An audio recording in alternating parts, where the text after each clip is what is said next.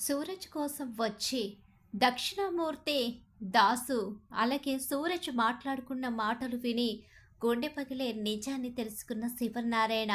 మరిదంతా ఎలా జరిగిపోతుందో తెలుసుకోవాలనుకుంటే వీడియోని చివరి వరకు మిస్ కాకుండా అయితే చూసేయండి.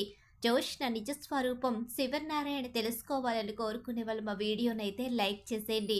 ఇక్కడ చూస్తే ఇక పారిజాతంతో అంటూ ఉంటుంది జోష్న, నువ్వు ఏం చేయలేవు, వాడు చాలా పెద్ద జాదుగాడు. ఎలాగైనా సరే మనల్ని ఇరికిస్తాడు. ఆ విషయం జాగ్రత్తగా గుర్తుంచుకో గ్రాని. అతిగా ఆవేశపడి ఈ పరిస్థితి నుంచి కూడా నువ్వు ఇంకా దీనస్థితికి వచ్చే పరిస్థితి తెచ్చుకోకు అని చెప్పేసి జోష్న అయితే చెప్తూ ఉంటుంది. ఇక్కడ చూస్తే ఇక కార్తీక్‌తో దీప అంటూ ఉంటుంది, బావా ఇప్పుడు ఇంత జరిగింది కదా! జోష్న సైలెంట్‌గా ఉంటుందా అంటే ఉండదు.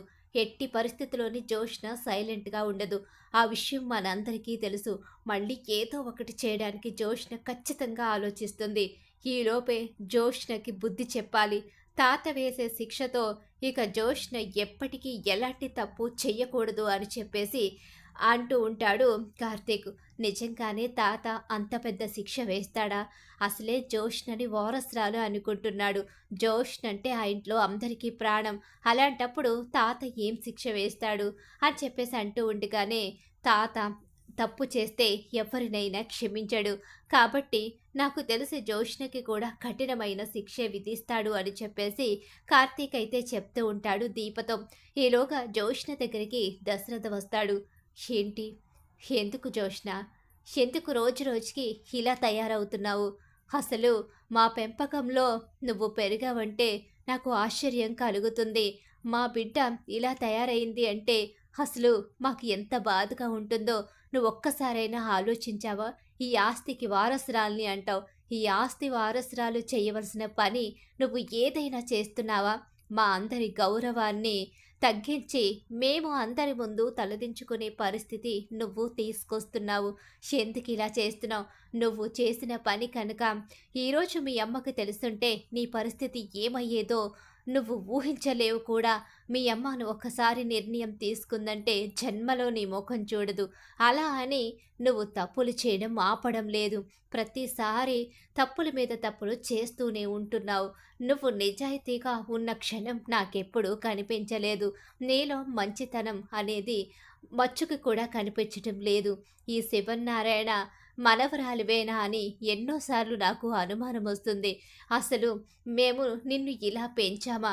ఎప్పుడైనా నీకు తప్పు చేయమని నేర్పించామా? మా పెంపకంలో ఎప్పుడైనా ఎలాంటి లోటైనా వచ్చిందా నీకు అని చెప్పంటూ ఉండగానే, డాడీ అది కాదు. లేదమ్మా, నాకు నచ్చ చెప్పడానికి ప్రయత్నించుకో. నిన్ను నువ్వు మార్చుకోవడానికి ప్రయత్నించు.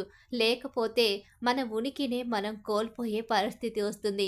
ఆ రోజు మన చుట్టుపక్కల ఉన్నవాళ్ళు మనల్ని అసహించుకుంటుంటే ఆ రోజు పరిస్థితి ఎలా ఉంటుందో నీ ఊహకే వదిలేస్తున్నాను అని చెప్పేసి దశరథ అక్కడి నుంచి వెళ్ళిపోతాడు. డాడీకి నిజం తెలుసు. అందుకే డాడీ ఇక నాకు వార్నింగ్ ఇస్తున్నాడు. కానీ డాడీ మమ్మీతో చెప్పడు. కానీ మమ్మీకైతే అనుమానం వచ్చింది. ఏదో ఒకరోజు పూర్తి నిజం తెలిస్తే నా పరిస్థితి ఏంటో, అసలే తప్పు చేసిన మనిషికి శిక్ష వెయ్యమని వేస్తానని మమ్మీ ఆల్రెడీ 2, 3 సార్లు చెప్పింది. మమ్మీకి నిజం తెలియకూడదు. ఈ నిజం తెలియకూడదంటే మమ్మీని ఎలాగైనా సరే ముందు నా బుట్టలో వేసుకోవాలి అని చెప్పేసి జోష్న ప్రయత్నిస్తూ ఉంటుంది. ఇక శివనారాయణ అయితే ఆలోచిస్తూ ఉంటాడు. సుమిత్ర ఇక చాలా కఠినంగానే మాట్లాడుతుంది జోష్న విషయంలో. అవును, జోష్న చేసే పనులు కూడా అలానే ఉంటున్నాయి. పాపం సుమిత్ర మనసుని ఎంతగానో గాయపరుస్తున్నాయి. ఎన్నిసార్లని సుమిత్ర మనసుకి నచ్చ చెప్పుకుంటుంది. నిజంగానే సుమిత్ర అన్నట్టుగానే తన పుట్టింటికి దూరం అయ్యింది. పుట్టింటి ఆదరణ లేదు. కన్నబిడ్డ అయినా కరెక్ట్‌గా ఉంటుందా అంటే జోష్న ఎప్పుడూ తప్పులు చేస్తూనే ఉంటుంది. కనీసం ఎప్పుడైనా మంచిగా ఈ కుటుంబం గురించి ఆలోచిస్తుందంటే తనలో ఏ రోజు ఈ కుటుంబం గురించి కనీస ఆలోచన లేదు. కన్నవాళ్ల మీద ప్రేమాభిమానాలు లేవు. పెంచిన ఈ తాత మీద మమకారం లేదు. అలా అని మన ఆస్తుల్ని కాపాడుకుందామనే ఆలోచన కూడా లేదు. ప్రతిసారి తప్పులు చేయడం, దోషులుగా నిలబడడం అలవాటుగా మార్చుకుంది జోష్న అని చెప్పేసి, ఇక తన భార్య జోష్న ఫోటో దగ్గర నిలబడి, తన భార్యతో ఇదంతా చెప్పుకుంటూ బాధపడుతూ ఉంటాడు.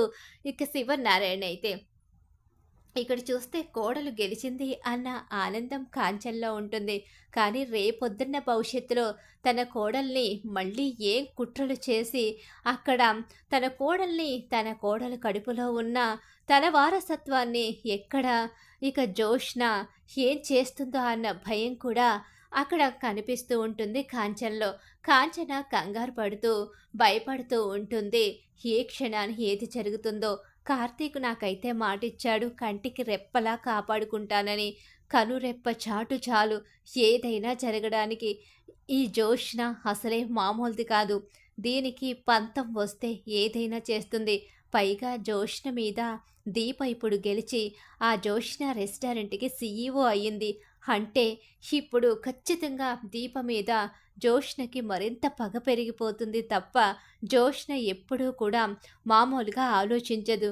ఇప్పుడు నా కోడల్ని నేనెలా కాపాడుకోవాలి? అలాగని గట్టిగా కార్తీక్ చెప్పినా వినిపించుకోదు. అలాగే దీప, కార్తీక్ ఇద్దరిలో ఎవ్వరూ వినరు అని చెప్పేసి తనలో తను అనుకుంటూ, ఆ భగవంతుడిని ప్రార్థించుకుంటూ నువ్వే ఉన్నావయ్యా అని చెప్పేసి అనుకుంటూ ఉంటుంది. ఏంటి నానమ్మ తెగ ఆలోచిస్తున్నావేంటి? పడుకోకుండా ఇప్పుడు ఈ సమయంలో పైకి లేచి దేవుడికి దండం పెడుతున్నావేంటి? నువ్వు పడుకోవే, నీకెందుకే? నువ్వు చిన్నపిల్లవి కదా. అవును, ప్రతిదానికి నేను చిన్నపిల్లనంటూ నన్ను పక్కకి వెళ్ళిపోమంటారు. ఏంటో మీ పెద్దవాళ్ళు అస్సలు అర్థం కారు అంటూ తన దగ్గర ఉన్న ఒక బొమ్మని పట్టుకొని అటు పక్కకు తిరిగి పడుకుంటుంది. ఇక శౌర్య అయితే ఈలోగా అలా కాంచన ఆలోచిస్తూనే ఉంటుంది. కానీ ఇక్కడ అసలేం జరుగుతుంది అన్నది అయోమయం పరిస్థితిలో ఉన్న శివనారాయణ. అవును, సూరజ్ కనిపించలేదు. సూరజ్ని నేను చూడలేదు. ఆఫీస్ నుంచి వచ్చిన దగ్గర నుంచి సూరజ్ కనిపించలేదు. ఎక్కడికి వెళ్ళాడు? అయినా సూరజ్ చాలా గొప్ప పని చేశాడు. ఆఫీస్లో తనకి ఒక మంచి స్థానాన్ని ఇవ్వాలి అనుకున్నాను. కానీ సూరజ్ దేనికి ఆశపడడు. కనీసం తన కష్టానికి తగ్గ ఫలితాన్ని ఇవ్వాలి అనుకుంటే డబ్బుకి కూడా ఆశపడని మనిషి. సూరజ్ దగ్గరికి వెళ్ళి ఒకసారి మాట్లాడాలి. నిజంగా చాలా మంచి మనసు. సూరజ్ లాంటి మంచివాడు ఈ ఇంటికి అల్లుడవుతే జోష్న లాంటి ఆడదానికి బుద్ధి చెప్తాడేమో. జోష్న నా మనవరాలే. నేనిలా మాట్లాడడం కరెక్ట్ కాదు. కానీ జోష్న చేసే పనులు అలా అనిపిస్తున్నాయి. ఈ కోట్ల ఆస్తిని కాపాడుకోవాలి అంటే సూరజ్ లాంటి వాళ్లే కరెక్టు. కార్తీక్ మాత్రం ఎంతవరకు కాపాడుతాడు? వాడు మాత్రం తన కుటుంబాన్ని వదులుకొని ఎన్ని రోజులని ఈ ఇంటి చుట్టూ తిరగలడు. అందుకనే జోష్నకి పెళ్లి చేసి సూరజ్ లాంటి వాడిని జోష్నకి కట్టబెట్టి అతని చేతిలో బాధ్యతలు పెడితే బాగుంటుంది అనిపిస్తుంది. సూరజ్ లాంటి వాళ్ళేంటి? సూరజ్కే జోష్ననిచ్చి పెళ్లి చేస్తే జోష్న తిక్క కుదురుతుంది. సూరజే జోష్నకి కరెక్ట్ అయిన జోడి అని అనిపిస్తుంది. ఒక్కసారి సూరజ్తో మాట్లాడాలి. తన వాళ్ళు ఎవరు, ఏంటి, అసలు ఎక్కడి నుంచి వచ్చాడు ఎప్పుడూ అడగలేదు. ఆ వివరాలు అడిగితే అప్పుడు సూరజ్ ఎలాంటి వాడో ఏంటో పూర్తిగా తెలుసుకోవడానికి ఉంటుంది. అలాగే తన ఫ్యామిలీ గురించి కూడా కనుక్కోవాలి కదా. ఏమీ తెలుసుకోకుండా ఒక మనిషిని నమ్మి ఇంటి ఆడపిల్లని తన చేతిలో పెట్టలేము. అన్ని ఆలోచనలు నావే. ఇన్ని ఆలోచనల మధ్య ఇక్కడుండే కన్నా ఒక్కసారి అతనితో మాట్లాడితే అన్ని సమస్యలకు పరిష్కారం దొరకొచ్చు కదా అని చెప్పేసి శివనారాయణ అయితే ఆలోచించుకుంటూ ఇక అక్కడికైతే వెళ్తాడు. అలా గెస్ట్ హౌస్కి వెళ్ళేసరికి సూరజ్ అంటూ డోర్ కొట్టబోతూ ఉంటాడు. కానీ ఇంటి ముందు మరో 2 చెప్పుల జతలు కనిపిస్తాయి. అవి సూరజ్ వేసుకునే చెప్పులు కాదు. సూరజ్ వయసు వాళ్ళు వేసుకునే చెప్పులు కూడా కాదు. అసలు ఏంటి? ఎవరున్నారు? సూరజ్ దగ్గరికి ఎవరొచ్చారు? ఈ సమయంలో వెళ్ళడం కరెక్ట్ కాదేమో. ఎవరైనా తన స్నేహితులు లేకపోతే ఇంకెవరైనా వచ్చారా? అవి పెద్దవాళ్ళ చెప్పుల్లా ఉన్నాయే అని చెప్పేసి అనుకుంటూ ఇక కిటికీ దగ్గరికి అయితే వస్తాడు. కిటికీ దగ్గరికి వచ్చిన శివనారాయణ కిటికీలోంచి చూస్తూ ఒక్కసారి షాక్ అయిపోయి ఉండిపోతాడు. ఎందుకంటే సూరజ్ అలాగే దక్షిణామూర్తి వీళ్ళిద్దరూ కూర్చొని ఉండడమే ఆశ్చర్యం అనుకుంటే, అంతకు మించిన పెద్ద ఆశ్చర్యం ఏంటి అంటే దాసు వీళ్ళతో కూర్చొని ఉండడం. ఈ ముగ్గురిని కలిపి చూసిన ఇక శివనారాయణకి అసలు ఏం జరిగిందో, ఏం జరుగుతుందో, సూరజ్ ఎవరో, అసలు దక్షిణామూర్తి సూరజ్ దగ్గరికి ఎందుకొచ్చాడో తెలియదు. అసలు వీళ్ళ ముగ్గురు కలిసి మాట్లాడుకోవడం ఏంటి? ముఖ్యంగా పారిజాతం కొడుకు దాసు ఎందుకిక్కడున్నాడని తనకి ఎన్నో ప్రశ్నలు తలెత్తుతాయి. కానీ లోపలికి వెళ్ళడు. ఆ కిటికీ దగ్గరే నిలబడి ఉండిపోతాడు. తాత అని చెప్పి సూరజు దక్షిణామూర్తిని పిలిచేసరికి ఒక్కసారే షాక్ అయిపోతాడు. అంటే సూరజు దక్షిణామూర్తి మనవడా? అంటే సూరజు మా మీద పగ తీర్చుకోవడానికే ఇక్కడికి వచ్చాడా అని షాక్ అవుతాడు. సార్, మీతో మాట్లాడాలి సార్. ఇంకా ఏం మాట్లాడతావయ్యా? ఏం మిగిలిందని మాట్లాడతావు? నా కూతురు, నా అల్లుడు భవిష్యత్తుని నాశనం చేశారు. నా మనవరాలు బ్రతుకుతో ఆడుకున్నారు. అసలు మీరేం మనుషులయ్యా? ఈ ఇంటి ఉప్పు తింటున్న విశ్వాసం మీ అమ్మలో లేదు. శివన్నారాయణ్ణి రెండో పెళ్లి చేసుకుని ఆ ఇంట్లో అడుగుపెట్టింది. అసలు ఒక పని మనిషిలా పని చేస్తున్న మీ అమ్మని రెండో పెళ్లి చేసుకుని శివనారాయణ అంత గొప్ప అందలాన్ని ఎక్కించాడు. కానీ మీ అమ్మ బుద్ధి చూపించుకుంది. అసలు ఏం మనిషయ్యా మీ అమ్మ? అవునండి, నన్ను క్షమించండి. నిజంగా మా అమ్మ చాలా పెద్ద తప్పు చేసింది. ఆ కుటుంబానికి తీరని ద్రోహం చేసింది. మీ కన్న కూతురికి అన్యాయం చేసింది. అన్యాయం అని చిన్నగా అంటావేంటయ్యా? అన్యాయం అని చిన్నగా అంటే నాకు నచ్చదు. ఎందుకంటే మీ అమ్మ చేసిన అన్యాయానికి అసలు ఏం శిక్ష వేయాలో నాకు అర్థం కావడం లేదు. మీ అమ్మ దుర్మార్గాన్ని శివన్నారాయణ ఎప్పటికి తెలుసుకుంటాడో. వాడికి కోపం ఆవేశం ఎక్కువ. కానీ వాడి మనసు ఎంతో మంచిది. మంచితనానికి మారు పేరు శివనారాయణ. అలాగే శివనారాయణ కొడుకు కోడలు, నా కూతురు అల్లుడు, వీళ్ళు చాలా గొప్ప మనసున్నవాళ్ళు. అందరూ మంచివాళ్లే. కానీ ఆ ఇంట్లో కలుపు మొక్కలా మొలిశారు నీ కూతురు, మీ అమ్మ. ఏంటి, దాసు కూతురా అని చెప్పేసి ఆశ్చర్యంగా చూస్తూ ఉంటాడు. నన్ను క్షమించండి. ఆ క్షణంలో తప్పు జరుగుతున్నప్పుడే నేను ముందుకి అడుగు వేసి ఆపాల్సింది. కానీ మా అమ్మ నా ప్రాణాలు కూడా ఎక్కడ తీయించేస్తుందో అని భయపడి నేను వెనకడుగు వేసి ఉండిపోయి ఏళ్ల తరబడి ఆ కుటుంబానికి దూరంగా ఉండిపోయాను. ఆ ఇంటి వారసురాల్ని దూరంగా విసిరేసింది. చంపేయమని ఆర్డర్ వేసింది. కానీ చంపకుండా బస్టాండ్లో వదిలేశాడు ఆ వ్యక్తి. కానీ ఆ వ్యక్తిని మాత్రం చంపించేసి అసలు ఆ తప్పుకి సాక్ష్యమే లేకుండా చేసింది. ఆ ఇంటి వారసురాలు అనాథగా పెరిగింది. నా కన్న కూతురు ఆ ఇంటి వారసురాలుగా దర్జాగా పెరుగుతుంది. ఏంటయ్యా, ఇదేదో గొప్ప విషయం అన్నట్టు చెప్తున్నావు? శివనారాయణకి తెలిస్తే వాడేం చేస్తాడో తెలుసా? చంపేస్తాడు. నా కూతురికి అన్యాయం చేసినందుకు నీ కూతుర్ని, మీ అమ్మని చంపేయాలి. కానీ నువ్వు నిజాయితీ అయిన వాడివి, నీతిపరుడివి.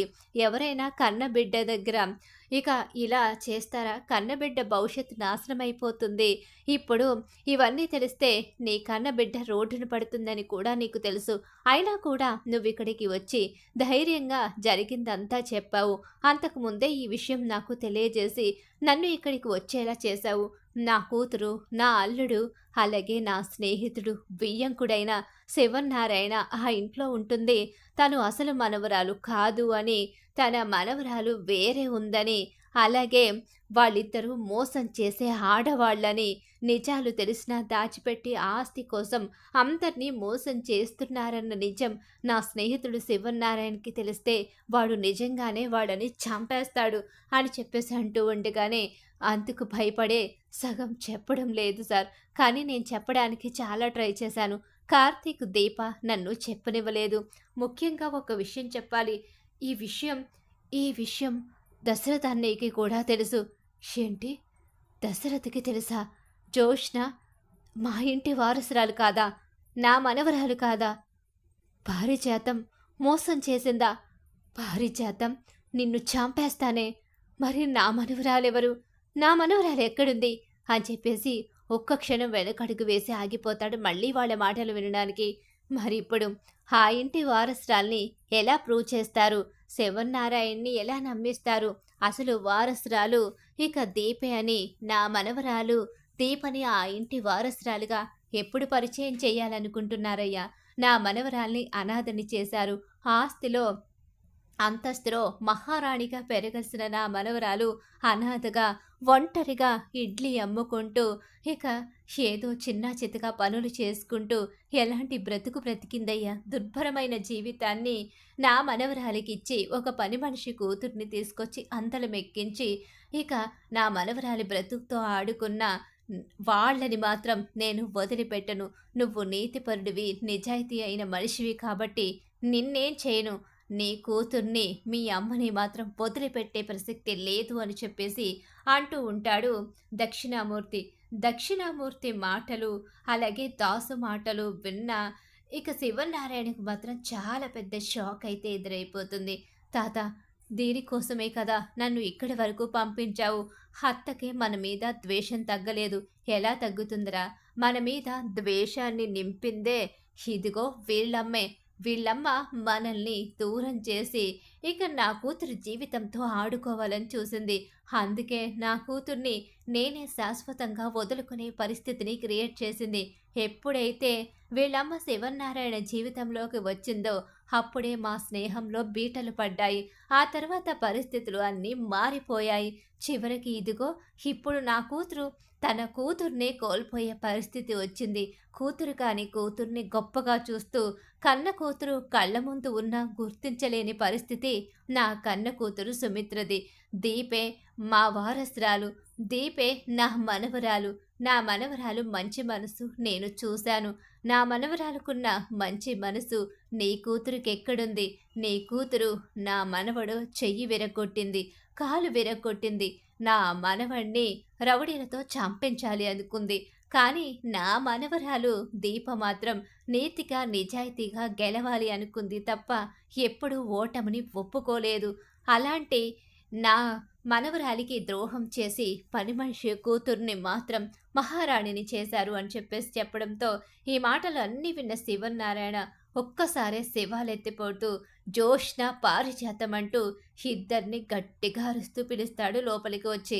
ఇక ఇద్దరు షాక్ అయిపోయి ఉండిపోతారు, వణికిపోతారు శివనారాయణ కోపాన్ని చూసి. తాత, ఏమైంది తాత? అవునండి, ఏమైందండి? అంత గట్టిగా అరిచారేంటి? పైగా ఈ టైంలోని? అవును మావయ్య గారు, ఏమైంది? అంత గట్టిగా పిలిచారెందుకు అని చెప్పేసి అంటూ ఉంటుంది సుమిత్ర. అమ్మ సుమిత్ర, మనకి తెలియకుండా ఇక్కడ చాలా పెద్ద అన్యాయం జరిగిపోయింది. మన జీవితాల్లో ఇక వీళ్ళు బొమ్మలాటలా మార్చేసి ఈ ఇంటి వారసురాల్ని దూరంగా విసిరేసి, ఈ ఇంటి వారసురాలు కానీ ఈ ఇంటి పని మనిషి అయినా ఈ ఇంటి పని మనిషి కూతుర్ని తీసుకొచ్చి ఈ ఇంటి మహారాణిని చేసింది ఇదిగో ఈ పారిజాతం. తన మనవరాల్ని మహారాణిని చేసి నా మనవరాల్ని మాత్రం ఒంటరిదాన్ని చేసి వదిలేసింది అని చెప్పనేసరికి, మావయ్య గారు మీరేం చెప్తున్నారు? నిజమే చెప్తున్నానమ్మా అని చెప్పి, ఇక మీరిద్దరూ ఒక్క క్షణం కూడా ఇంట్లో ఉండడానికి లేదు. నా మనవరాల్ని ఇంతకాలం మా ప్రేమకి దూరం చేసి ఇక పని మనిషిని చేసి నా మనవరాలి జీవితంతో ఆడుకున్న మీరు నా కంటికి కనిపిస్తే ఇప్పుడే మిమ్మల్ని షూట్ చేసి పడేస్తాను. ఏ మూటతో అయితే ఈ ఇంట్లో అడుగు పెట్టావో అదే మూట తీసుకుని ఈ ఇంటి నుంచి బయటికి వెళ్ళిపో. మరొకసారి నీ మొహం నాకు చూపిస్తే నువ్వెలా అవతలి వాళ్ళని చంపించావో అంతకైనా దారుణమైన చావు నీకు వచ్చేలా చేస్తాను అని చెప్పేసి శివనారాయణ ఇద్దరిని కలిపి బయటికి తోసేస్తాడు. జోష్నని అలాగే పారిజాతాన్ని ఎంతగా బ్రతిమలాడిన అవకాశం కూడా ఇవ్వడు శివనారాయణ అయితే. ఇక్కడ చూస్తే ఇక సుమిత్ర ఒక్కసారి షాక్ అయిపోతుంది నిజం తెలియడంతో. ఇక ఏడుస్తూ ఉంటుంది. ఏంటండి, ఎందుకు, ఎవరికి మనం ఏం అన్యాయం చేశామని, మన బిడ్డ ఎందుకు ఇలా తయారైంది అని చెప్పేసి అంటూ కుప్ప కూలిపోతుంది ఇక సుమిత్ర అయితే. అలా జోష్న అలాగే పారిజాతానికి మాత్రం చాలా పెద్ద షాక్ ఎదురవుతుంది నిజం బయటపడిపోవడంతో. ఇక మామూలుగా అక్కడ సూరజ్ని కలవడానికి వచ్చిన శివనారాయణకి దక్షిణామూర్తిని చూసేసరికి ఆవేశం. దాసు దక్షిణామూర్తి మాటలు వినేసరికి గుండె పగిలే నిజం బయటపడడంతో శివనారాయణ అటు కోపాన్ని ఇటు మలిచి గబగబా ఇక్కడికైతే వచ్చేస్తాడు. అలా వచ్చి కూర్చొని ఆలోచిస్తూ ఉంటాడు. ఇక ఇలా శివనారాయణ అయితే ఆ ఇంటి నుంచి మొత్తం మీద పారిజాతాన్ని జోష్నని బయటకు గెంటేసి, జీవితంలో మీ మొహం నాకు చూపించొద్దు, ఇంతకాలం పెంచాను కాబట్టి ఆ మమకారం ఉంది కాబట్టి ఏం చేయకుండా వదిలేశాను.